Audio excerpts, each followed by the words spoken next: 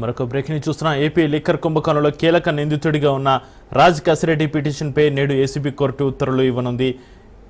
ఏఏటి Chanakya custody పిటిషన్పై విచారణ జరగనుంది. లిక్కర్ స్కామ్ కేసులో రాజ్ కసిరెడ్డిపై ఏసీబీ కేసు నమోదు చేశారు.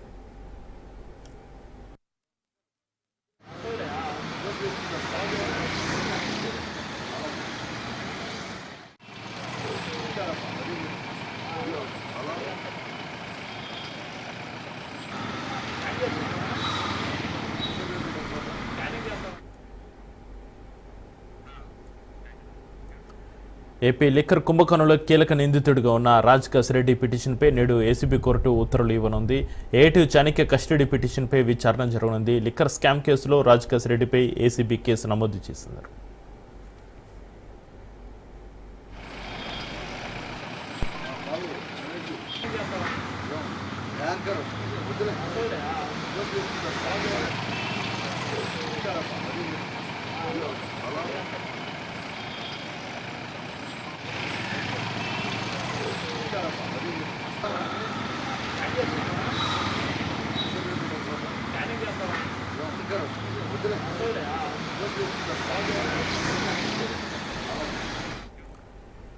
ఏపీ లిక్కర్ కుంభకోణంలో కీలక నిందితుడిగా ఉన్న రాజ్ కసిరెడ్డి పిటిషన్పై నేడు ఏసీబీ కోర్టు ఉత్తర్వులు సంబంధించి మరింత సమాచారాన్ని మా ప్రతినిధి క్రాంతి ఫోన్లను అందిస్తారు. క్రాంతి, ఏటు చాణక్య కస్టడీ పిటిషన్పై ఈరోజు విచారణ సంబంధించి మీ దగ్గర ఉన్న డీటెయిల్స్ ఏంటి? లిక్కర్ స్కామ్ కేసులో రాజ్ కసిరెడ్డిపై ఏసీబీ కేసు నమోదు చేస్తుంది. దీనికి సంబంధించి పూర్తి వివరాలేంటి క్రాంతి?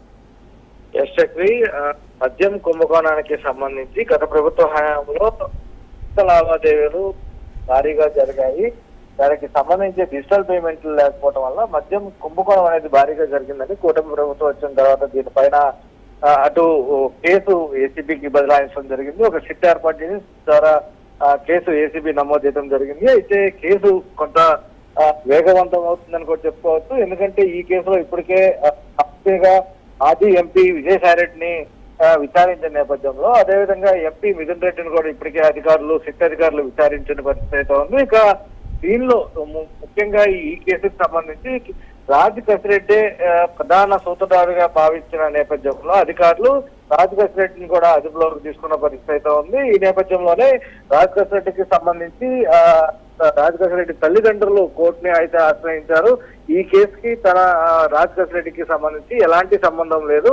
గత ప్రభుత్వ హయాంలో అటు టెక్నికల్ విభాగంలో కొంత ఇన్వాల్వ్ అయి ఉన్న రాజ్ కసిరెడ్డికి సంబంధించి మద్యం కుంభకోణానికి ఏ రకంగా సంబంధం ఉంటుంది కాబట్టి ఈ కేసుని స్క్వాష్ చేయాలంటూ కూడా రాజ్ కసిరెడ్డి తల్లిదండ్రులు హైకోర్టును ఆశ్రయించడం జరిగింది. ఈ కేసుకు సంబంధించిన విచారణ ఇప్పటికే జరిగిన నేపథ్యంలో ఈ కేసుకు సంబంధించి ఈ పిటిషన్ల పైన ఈ రోజు ఉత్తర్వులు వెలువడే అవకాశం అయితే కనిపిస్తుంది. దాంతో పాటు ఇప్పటికే సిట్ అధికారులు కొంత సెక్రటరీ నుంచి విచారణ జరిగిన నేపథ్యంలో కొంత కీలకమైన సమాచారం రాబట్టారని కూడా కొంత తెలుస్తున్న నేపథ్యం.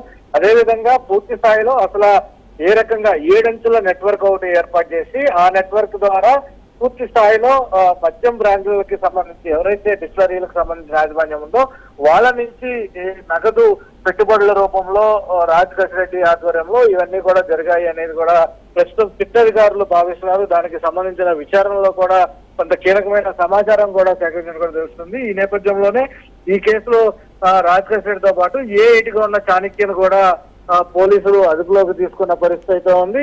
ఈ రాజ్ కసిరెడ్డికి సంబంధించి అదేవిధంగా ఏఐటిగా ఉన్న చాణక్య కస్టడీ పిటిషన్ పైన కూడా ఈ రోజు ఏసీబీ కోర్టులో విచారణ జరిగే అవకాశం కనబడుతుంది. దీనికి సంబంధించిన ఉత్తర్వులు ఈ రోజు ఏసీబీ కోర్టు నుంచి వెలువడే అవకాశం కనబడుతుంది. ఈ లిక్కర్ స్కామ్ కేసులో కస్టడీ పైన ఏసీబీ కేసు అయితే నమోదు చేసిన పరిస్థితి అయితే ఉంది. ఇక రాజ్ కసిరెడ్డిని అటు ఏసీబీ కస్టడీకి ఇవ్వాలంటూ కూడా ఇప్పటికే కోరిన నేపథ్యంలో వీటిలన్నిటిపైన సంబంధించి కూడా ఈ రోజు ఏసీబీ కోర్టులో విచారణ జరిగి దీనికి సంబంధించిన ఉత్తర్వులు వచ్చే అవకాశం అయితే కనిపిస్తుంది. Chakri, right, thank you Kranti.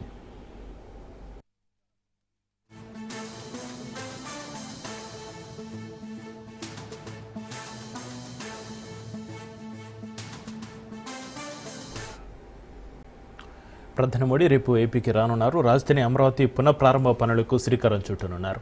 49.40 కోట్ల రూపాయల విలువైన అభివృద్ధి పనులకు శంకుస్థాపన, ప్రారంభోత్సవాలు చేరున్నారు. అదేవిధంగా 57,000 962 కోట్ల రూపాయలతో కేంద్ర ప్రాజెక్టులకు శ్రీకారం చుట్టనున్నారు. రోడ్డు, రైలు ప్రాజెక్టులను ప్రారంభిస్తారు. శాశ్వత సచివాలయం, అసెంబ్లీ, హైకోర్టు భవనాలకు శంకుస్థాపన చేస్తారు. ఇక కృష్ణా జిల్లాలోని నాగేలంకలో మిసైల్ టెస్ట్ రేంజ్కి శంకుస్థాపన, విశాఖలో యూనిటీ మాల్ నిర్మాణానికి శ్రీకారం చుడతారు. అదేవిధంగా అమరావతి ఖ్యాతి శాశ్వతంగా నిలిచేందుకు ఏ ఆకారంలో ప్రత్యేకంగా తయారు చేసిన ప్యాలెట్ను మోడీ ఆవిష్కరించనున్నారు.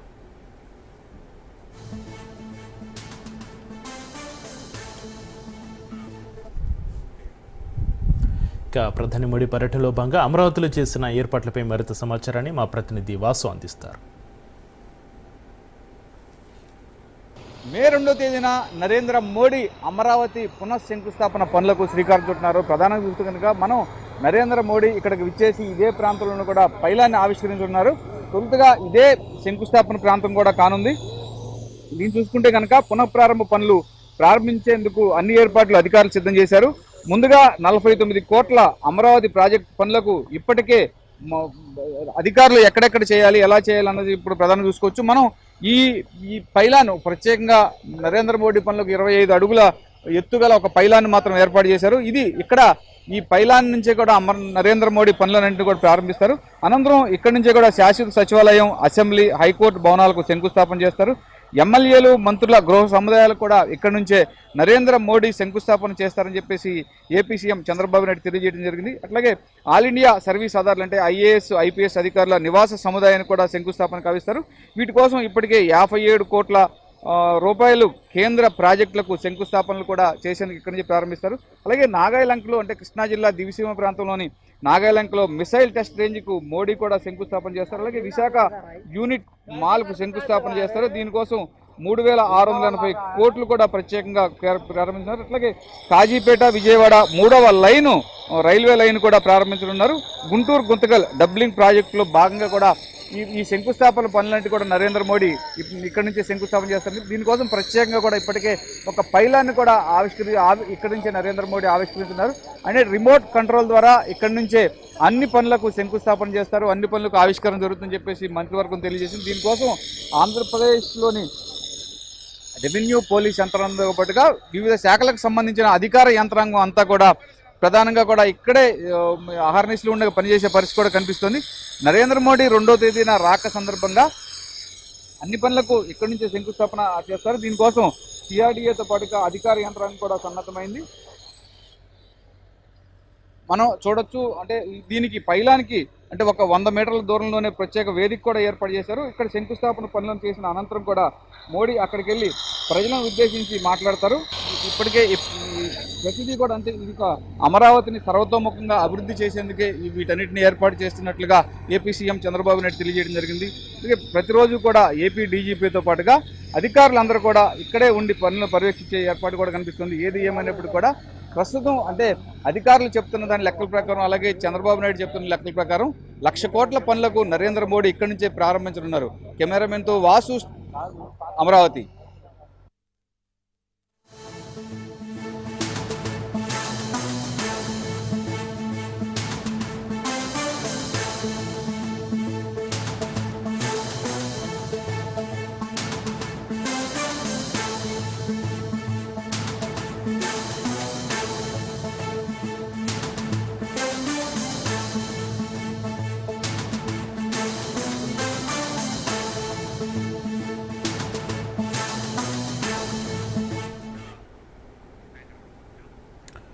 పిఎస్ఆర్ ఆంజనేయులు బెయిల్ పిటిషన్పై నేడు కోర్టు విచారించనుంది. ఇందులో భాగంగా సిఐడి అధికారులు బెయిల్ ఇవ్వద్దని కోర్టులో కౌంటర్ దాఖలు చేసినట్లుగా తెలుస్తుంది. ముంబై నటి జత్వానీ కేసులో పిఎస్ఆర్ ఆంజనేయులు రిమాండ్ ఖైదీగా ఉన్నారు. కాగా ఇప్పటికే ఈ కేసులో కోర్టు అనుమతితో 3 రోజుల కస్టడీలో భాగంగా 2 రోజుల పాటు ఏసీబీ అధికారులు పిఎస్ఆర్ ఆంజనేయులను విచారించి పలు అంశాలపై సమాధానాలు రాబట్టినట్లుగా తెలుస్తుంది. అయితే తొలి రోజు అనారోగ్య సమస్యల కారణంగా పోలీసులు విచారించలేదు.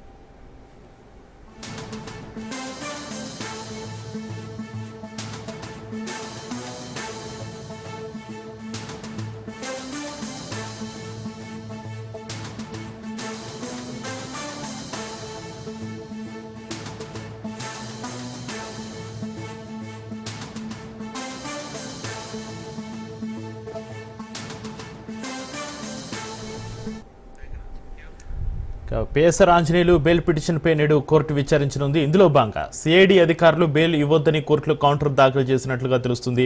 ముంబై నటి జత్వానీ కేసులో పిఎస్ఆర్ ఆంజనేయులు రిమాండ్ ఖైదీగా ఉన్నారు. కాగా ఇప్పటికే ఈ కేసులో కోర్టు అనుమతితో 3 రోజుల కస్టడీలో భాగంగా 2 రోజుల పాటు ఏసీబీ అధికారులు పిఎస్ఆర్ ఆంజనేయులను విచారించి పలు అంశాలపై సమాధానాలు రాబట్టినట్లుగా తెలుస్తుంది. అయితే తొలి రోజు అనారోగ్య సమస్యల కారణంగా పోలీసులు విచారించలేదు. ఇక ఈ విచారణకు సంబంధించి మరింత సమాచారాన్ని మా ప్రతినిధి శ్రీనివాస్ ఫోన్లో అందిస్తారు. శ్రీనివాస్, ఈరోజు పిఎస్ఆర్ ఆంజనేయులు బెయిల్ పిటిషన్పై నేడు కోర్టు విచారించనుంది. దీనికి సంబంధించి మీ దగ్గర ఉన్న అప్డేట్స్ ఏంటి శ్రీనివాస్? ముంబై నటి కాదంబరి జత్వానీ వేధింపులకు సంబంధించిన కేసుకు సంబంధించి కూడా కీలక వ్యక్తిగా భావించినటువంటి ఏపీసీఐడి అధికారులు సీనియర్ ఐఏఎస్ అధికారి పిఎస్ఆర్ ఆంజనేయుల్ని గతంలోనే అరెస్ట్ చేసి రిమాండ్ కోర్టు ద్వారా రిమాండ్ పంపడం జరిగింది. అయితే దీనికి సంబంధించి ఈ కేసుకు సంబంధించి పిఎస్ఆర్ ఆంజనేయుల నుంచి విచారణ పూర్తి కాలేదు. అట్లాగే అతని నుంచి పూర్తి సమాచారం ఇంకా రావాల్సి ఉందన్న నేపథ్యంలో కోర్టును ఆశ్రయించడం కూడా గతంలో జరిగింది. ఈ నేపథ్యంలో కోర్టు కూడా 3 రోజుల పాటు అతన్ని సిఐడి కస్టడీకి ఇస్తూ కూడా ఉత్తర్వులు జారీ చేసింది. ఈ ఉత్తర్వుల నేపథ్యంలోనే 3 రోజుల పాటు గత శనివారం, ఆదివారం, సోమవారం 3 రోజులు కోర్టు ఇచ్చిన ఆదేశాలకు అనుగుణంగా విచారణ చేపట్టిన సిఐడి అధికారులు మొదటి రోజు అయినటువంటి శనివారం అతనికి హెల్త్ సిక్ అవడంతో విచారణ జరగలేదు. మిగిలిన 2 రోజులు కూడా విచారణ పూర్తి చేసి మళ్ళా కోర్టులో పిఎస్ఆర్ ఆంజనేయుల్ని హాజరుపరచడం జరిగింది. అయితే కోర్టు మళ్ళా జిల్లా రిమాండ్ కొనసాగిస్తూ కూడా జిల్లా జైలుకి కోర్టు మళ్ళా కోర్టు ఆదేశాలతో తరలించడం జరిగింది. అయితే దీనికి ఈ కేసుకు సంబంధించి పిఎస్ఆర్ ఆంజనేయులు తనకి బెయిల్ కావాలంటూ కూడా పిటిషన్ వేసుకోవడం జరిగింది. ఈ బెయిల్ పిటిషన్ లో స్వీకరించినటువంటి కోర్టు న్యాయస్థానం ఆ బెయిల్ పిటిషన్ లో ఉన్నటువంటి అతను ఏదైతే వాటిని పరిశీలించిన తర్వాత వాటిని ఈ రోజు విచారించేందుకు కూడా కోర్టు అనుమతించింది. అయితే మరోవైపు పిఎస్ఆర్ ఆంజనేయులు వేసినటువంటి బెయిల్ పిటిషన్ కు వ్యతిరేకంగా కూడా వీళ్ళు ప్రభుత్వం నుంచి కూడా సిఐడి అధికారులు పిటిషన్ వేయడం జరిగింది. అంటే అతనికి బెయిల్ ఇస్తే జరిగే పరిణామాలు ఏ విధంగా ఉంటాయనే కోణంలో కూడా ఇప్పుడు ఈ రోజు వాదన వినిపించేందుకు కూడా సిఐడి అధికారులు సిద్ధంగా ఉన్నట్లు తెలుస్తా ఉంది. ఈ రోజు మరి కాసేపట్లో పిఎస్ఆర్ ఆంజనేయులకు సంబంధించినటువంటి బెయిల్ పిటిషన్ కోర్టులో విచారణకు రానుంది. ఇప్పుడు ఒకవేళ ఈ పిఎస్ఆర్ వాదనలు విన్న తర్వాత సిఐడి అధికారులు పిఎస్ఆర్ బెయిల్ పిటిషన్ సంబంధించి ఏ విధమైన ఆర్గ్యుమెంట్స్ అలాగే వాదనలు వినిపిస్తారన్నది కూడా మరి కాసేపట్లో తెలిసే అవకాశం కూడా కనిపిస్తా ఉంది. ఇదిలా ఉంటే గతంలో పిఎస్ఆర్ ఆంజనేయులు సిఐడి కస్టడీ విచారణలో ఇచ్చిన సమాచారం ఆధారంగా కూడా మిగిలిన ఐపీఎస్ అధికారులు ఎవరున్నారో వాళ్ళకు కూడా వెంటనే నోటీసులు కూడా సబ్మిట్ చేయడం జరిగింది సిఐడి అధికారులు. ఇప్పుడు వాళ్ళను కూడా ఈ పిఎస్ఆర్ ఆంజనేయులు బెయిల్ పిటిషన్ సంబంధించిన విచారణ పూర్తయింది. కోర్టులో విచారణ పూర్తయిన తర్వాత మిగిలిన ఈ కేసులో సంబంధం ఉన్నటువంటి ప్రధానంగా ఆరోపణలు ఎదుర్కొన్నటువంటి ఐపీఎస్ అధికారులు కూడా విచారణకు వచ్చే అవకాశం ఉంటుంది. అంటే వాళ్ళు ముందస్తు బెయిల్ పెట్టుకున్నప్పటికీ కూడా కోర్టు ఆదేశాలకు లోబడే ఈ విచారణ జరుగుతుందని కూడా తెలుస్తా ఉంది. Right, thank you Srinivas. ఆ నగరంలో బిల్డింగ్లకు సెల్లార్లు ఉండవు, పార్కింగ్ ప్లేసు ఉండదు. మున్సిపల్ కార్పొరేషన్ నిబంధనలంటే వాళ్లకు లెక్కే లేదు. రహదారులపైనే పార్కింగ్, రోడ్డుకు అడ్డంగా ఆటోలున్న అధికారులు కళ్లకు గంతలు కట్టుకున్నట్లే వివరిస్తున్నారు. 10 లక్షల వరకు జనాభా ఉన్న నగరంలో ట్రాఫిక్ రద్దుతో ప్రజలు అల్లాడిపోతున్నారు. ఇంతకు ఆ నగరం ఏది? ఎందుకు ఈ ట్రాఫిక్ కష్టాలు? అధికారులు ఎందుకు చర్యలు తీసుకోవడం లేదు? Let's first story.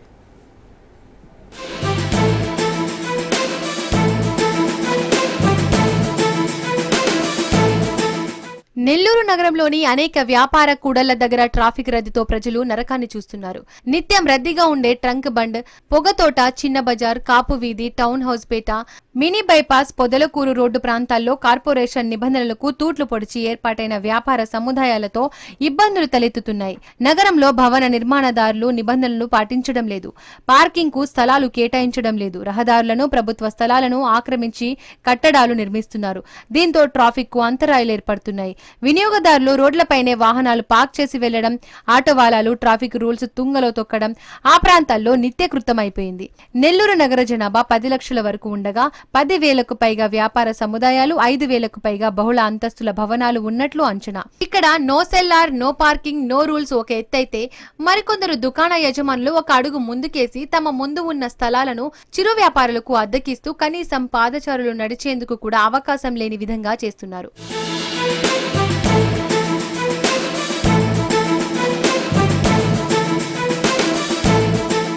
నిబంధనలకు విరుద్ధంగా వెలసిన అక్రమ నిర్మాణాలపై ఉక్కుపాదం మోపాల్సిన నెల్లూరు నగర మున్సిపల్ కార్పొరేషన్ అధికారులు నీరెత్తినట్లు వ్యవహరిస్తున్నారు. అధికారుల ఉదాసీత వైఖరి ఆక్రమణదారులకు ఆదాయ వనరులుగా, సామాన్యులకు ప్రాణ సంకటంగా తయారైంది. చిన్న బజార్, స్టోన్ హౌస్ పేటలో ఒక వస్తువు కొనుగోలు చేసి రావాలంటే సామాన్యులకు ఒక పెద్ద సాహసమే అని చెప్పాలి. పూర్తిగా రోడ్లను ఆక్రమించి దుకాణాలు ఏర్పాటు చేయడం, దుకాణాల ముందు చిరు వ్యాపారుల ఆక్రమణ, ట్రాఫిక్ అంతరాయాలు స్పష్టంగా కనిపిస్తున్నప్పటికీ పట్టణ ప్రణాళిక అధికారులు కళ్లకు గంతలు కట్టుకున్నట్లు మామూళ్ల మత్తులో జోగుతున్నారనే విమర్శలు వినిపిస్తున్నాయి. నగరంలో నిర్మాణాలకు అనుమతులు ఇచ్చేటప్పుడు ప్రత్యేక దృష్టి పెట్టాల్సిన అధికార వ్యవస్థ రాజకీయ ఒత్తిళ్లకు తలొగ్గుతోంది. ఆ పాపాలే ఇప్పటి ట్రాఫిక్ శాపాలుగా మారుతున్నాయనడంలో ఎలాంటి అతిశయోక్తి లేదు.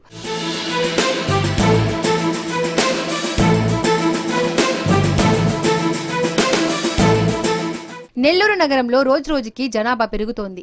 పుట్టగొడుగుల్లా వెలుస్తున్న వ్యాపార సముదాయాలు, బహుళ అంతస్తుల భవనాలు పాటించాల్సిన నియమ నిబంధనలపై రాజకీయ ఒత్తిళ్లు తగ్గించి మున్సిపల్, పోలీసు అధికారులు సమన్వయంగా పనిచేస్తే తప్ప ట్రాఫిక్ కష్టాలు తీరే పరిస్థితి కనిపించడం లేదు. నిబంధనలకు విరుద్ధంగా ఏర్పాటైన నిర్మాణాలపై అధికారులు ప్రత్యేక దృష్టి పెట్టాల్సిన ఆవశ్యకత ఎంతైనా ఉంది.